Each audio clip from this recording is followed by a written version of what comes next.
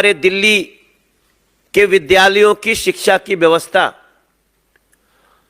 जो कमरा बन सकता है 5 लाख में, वो इन्होंने बनाया 33 लाख में। और ये हम नहीं कह रहे, ये रिपोर्ट है। इस रिपोर्ट को पढ़ने के बाद कोई भी चौंक जाएगा कि जिस शिक्षा की बात करते हैं उसका देखिए स्थिति क्या है। आप जान के हैरान रह जाएंगे कि इन लोगों ने नंबर ऑफ रूम्स बढ़ाने के लिए, उस लूट को बढ़ाने के लिए टॉयलेट को भी कमरों का नाम दे दिया। मैं समझता हूं दिल्ली नहीं, पूरे दुनिया में यह अनोखी लूट हुई होगी जहां कमरे बनाने में 5 का 33 तो हो रहा है, लेकिन टॉयलेट को भी कमरा में गिन लिया गया। यह रिपोर्ट कह रही है इन 194 schools 1214 toilets were constructed. Toilets were counted and projected as classrooms by Delhi government. भ्रष्टाचार की ऐसी भूख, मैं समझता हूं यही कारण है जहां आज एक बच्ची जीवन मौत से जूझ रही है, चलता हुआ पंखा गिर जा रहा है। अगर इस देश में, दिल्ली में कोई भी सुनेगा दिल्ली के स्कूल में बच्चे पढ़ रहे होते हैं तो पंखा गिर जाता है, उस अभिभावक की स्थिति क्या होगी? दिल्ली सरकार में स्कूल में पढ़ाने वाले अभिभावकों की स्थिति क्या होगी? और यह पहली बार नहीं हुआ है, यह पहले भी कई बार हुआ है, लेकिन उसके बाद भी बड़े बेशर्मी से इसको सर्वश्रेष्ठ ऐसे लोगों को पुरस्कृत करने की बात करते हैं लोग।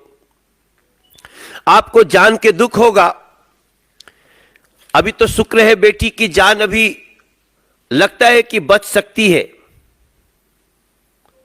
मगर इसके ऊपर उनका जवाब नहीं आएगा। मनीष सिसोदिया, अरविंद केजरीवाल गैंग का जवाब इस पे नहीं आएगा। आपको जानकर के हैरानी होगी कि ये सेमी परमानेंट स्ट्रक्चर बनाते हैं स्कूलों में, जिसके कारण पंखे गिरते हैं। अब सवाल उठता है, what is semi permanent structure? Semi permanent structure का मतलब होता है कड़ी कुंडी की छत, जो बहुत ही मजबूरी में बनाई जाती है, बहुत शॉर्ट टर्म के लिए बनाई जाती है। दिल्ली के इतने लाखों बच्चों के साथ ऐसा खिलवाड़ क्यों?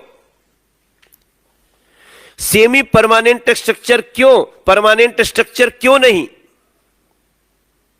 अगर इसके तह में जाएंगे तो एक और भी बड़ी सी कहानी आपको सामने दिखाई देगी। मेरा मानना है ये इन्होंने सेमी परमानेंट स्ट्रक्चर, कड़ी कुंडी की छत बनाने के साथ ही इन्होंने दिल्ली सरकार में पढ़ रहे हमारे बच्चों को खतरे में डाल दिया। और ये सारी जानकारी तो तब आई है जब कोर्ट ने एसीबी जांच शुरू करने के जल्दी की आदेश किया। लोकायुक्त ने मान ही लिया इसमें कुछ गड़बड़ी है, रिपोर्ट मांगी गई है। लेकिन आप सोचिए, बात यहीं तक नहीं है। जिस दिल्ली सरकार के स्कूलों में